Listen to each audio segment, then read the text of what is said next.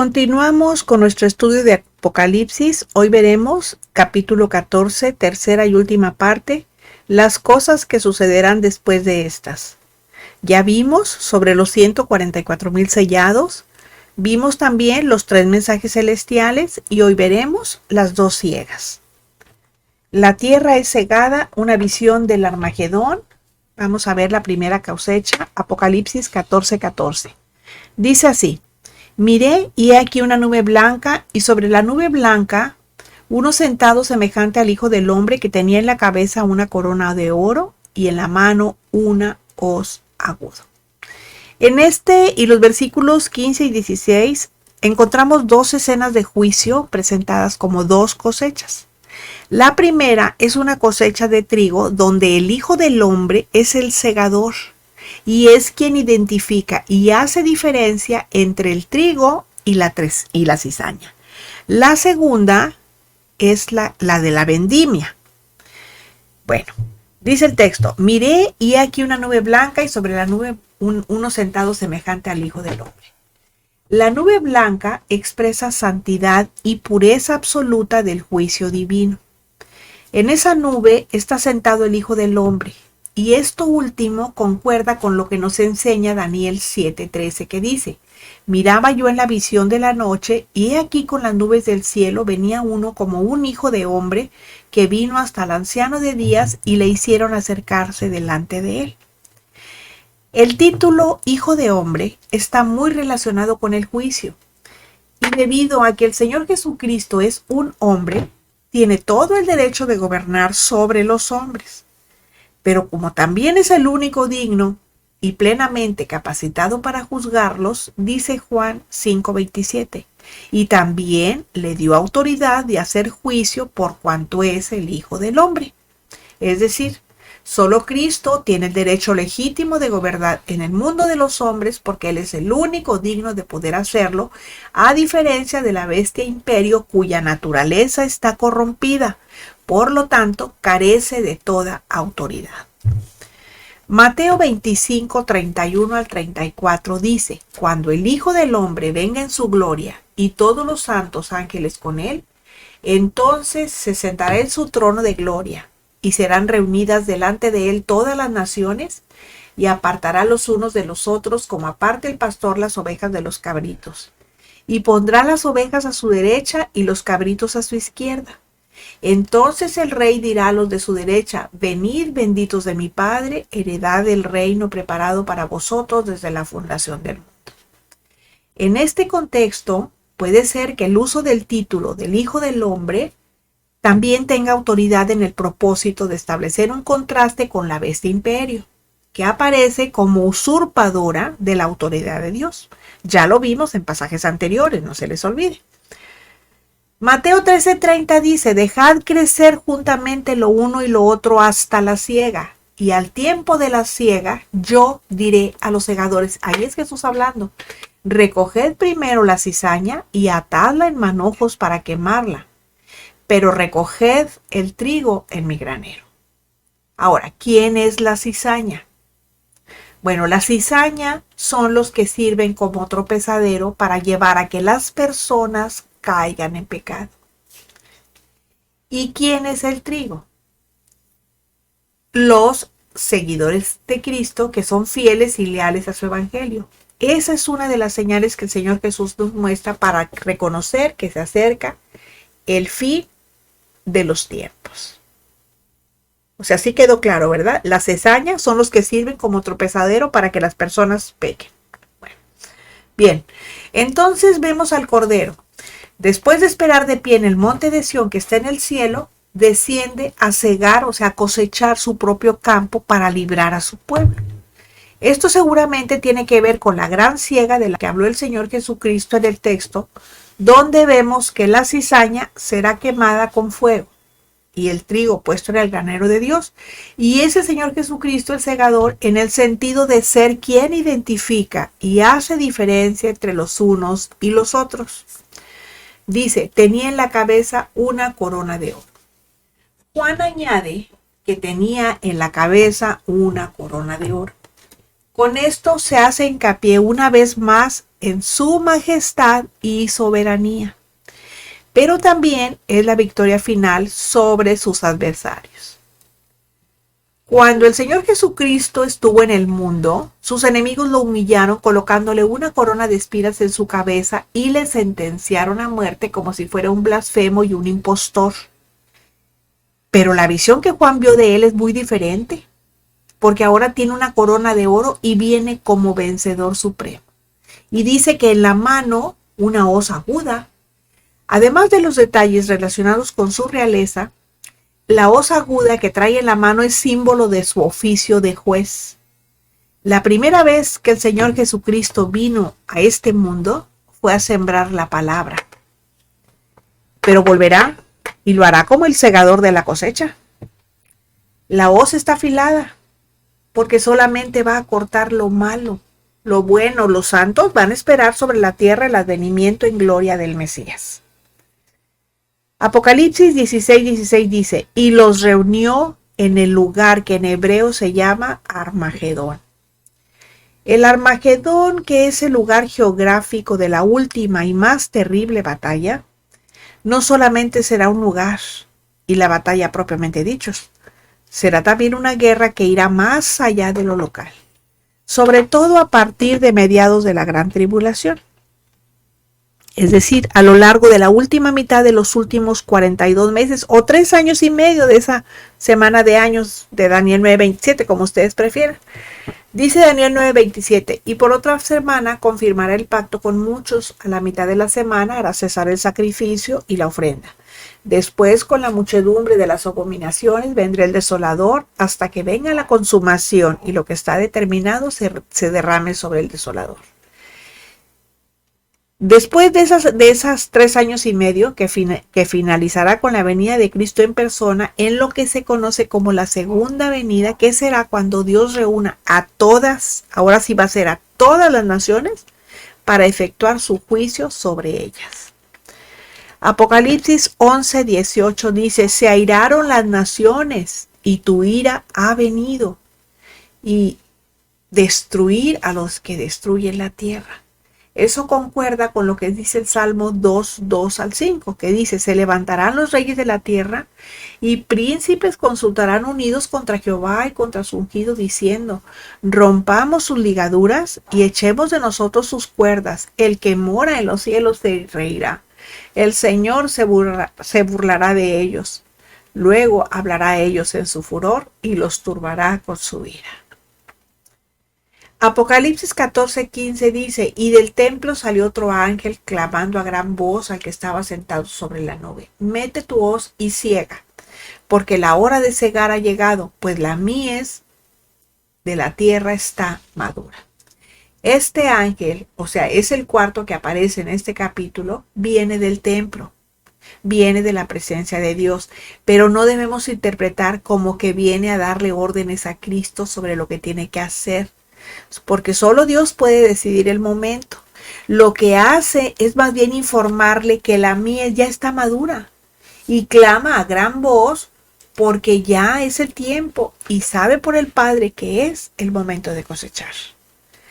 Apocalipsis 14:16 dice, y el que estaba sentado sobre la nube metió su hoz en la tierra y la tierra fue cegada. Cegar sentado no debe de ser nada cómodo, pero el cuadro completo sugiere que llegado el momento exacto, el que estaba sentado sobre la nube, que en este caso es el Señor Jesucristo, mete su hoz en la tierra y la tierra es cegada porque la hora de la cosecha ha llegado. Bueno, esa fue la primera cosecha. Ahora vamos a ver la segunda cosecha. La segunda cosecha cegada por un ángel es diferente a la primera. Ahora va a ser la vendimia, obviamente de las uvas, ¿verdad? Cuando sus enemigos serán pisoteados por el Señor Jesucristo, ejecutando de esa manera el juicio contra los impíos que nunca se arrepintieron. Es evidente que no es una repetición de la primera cosecha, puesto que tanto las personas a quienes se dirige como el tono empleado son muy diferentes. Aquí el énfasis está en la ira de Dios que viene simbolizada por el fuego. y el gran lagar de la ira de Dios. O sea, aquí no hay duda que se trata del juicio sobre los impíos. Hay una diferencia entre las dos cosechas, entre la siega y la vendimia. La siega habla de la maldad de la tierra entera. La vendimia se relaciona con la apostasía final y definitiva de gran parte de Israel y la destrucción de los ejércitos del anticristo en tierra de Israel. Isaías 5:7. Ciertamente la viña de Jehová de los ejércitos es la casa de Israel, y los hombres de Judá planta deliciosa suya, esperaba juicio, y aquí vilencia, justicia, y aquí clamor, dice el texto. Como vemos, la viña es símbolo de Israel. Isaías 63, 3 al 4 también dice: he pisado yo solo el lagar, y de los pueblos nadie había conmigo. Los pisé con mi ira y los hollé con mi furor, y su sangre salpicó mis vestidos y manché todas mis ropas, porque el día de la venganza está en mi corazón, y el año de mis redimios ha llegado. Este texto trata con la parte de Israel que se fue del lado de la bestia, y la cita que nos prepara para entrar al Armagedón. Esto queda aclarado. Se está hablando del juicio y no de cosechas de almas. Y aquí va a desembocar en el Armagedón. Aunque algunas veces las uvas representan a los malos de las naciones, tal y como lo vemos en Joel 3, 12 y 13, que dice: despiértense las naciones y suban al valle de Josafat, porque allí me sentaré para juzgar a todas las naciones de alrededor. Echad la hoz, porque la mies está ya madura, venid, descended, porque el lagar está lleno, rebosan las cubas, porque mucha es la maldad de ellos. Donde el juicio de Dios es contra las naciones, cuyos representantes, pues con sus numerosos ejércitos, se reúnen ¿en dónde? En el lagar que está lleno y rebosan las cubas, porque mucha es la maldad de ellos. Ese es el lugar, el valle de la decisión de Joel 3:14, que dice: muchos pueblos en el valle de la decisión, porque cercano está el día de Jehová en el valle de la decisión. Es decir, la llanura de Armegido es esa, o sea, Armagedón. Por tanto, esas uvas maduras de tanta maldad son los judíos apóstatas, seguidores de la bestia anticristo. Y hablo de judíos porque la iglesia ya no está en la tierra. Los gentiles, ya Dios ya los desechó. Se quedaron. ¿Ok? Bueno. Apocalipsis 17:17. Salió otro ángel del templo que está en el cielo, teniendo también una hoz aguda.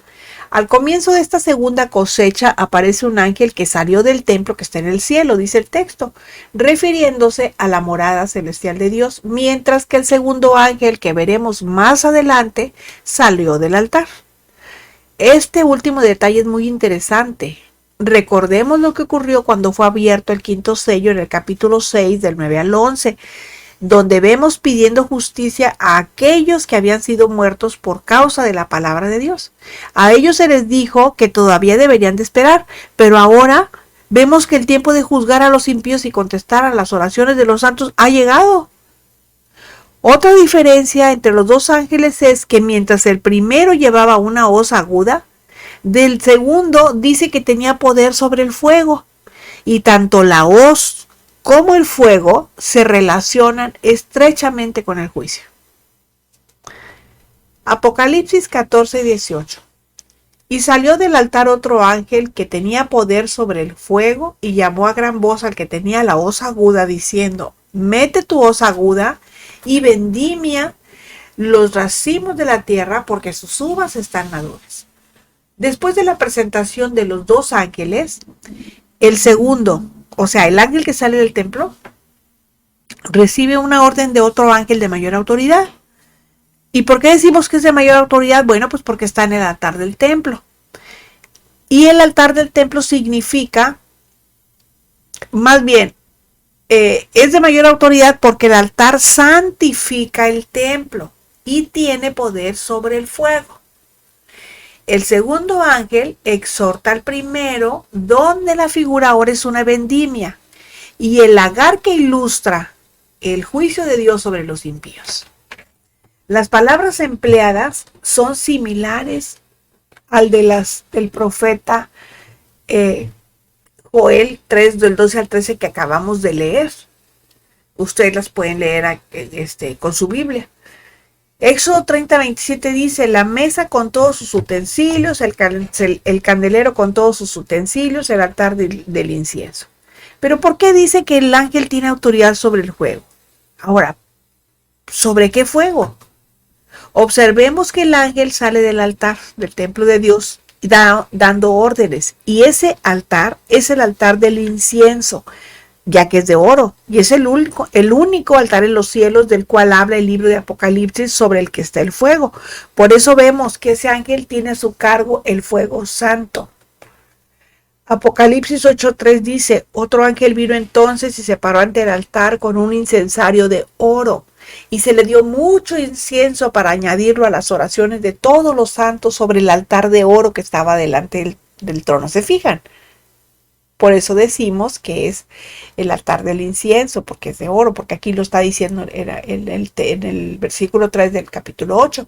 Y el capítulo 5 del mismo capítulo 8 dice, y el ángel tomó el incensario y lo llenó del fuego del altar y lo arrojó a la tierra.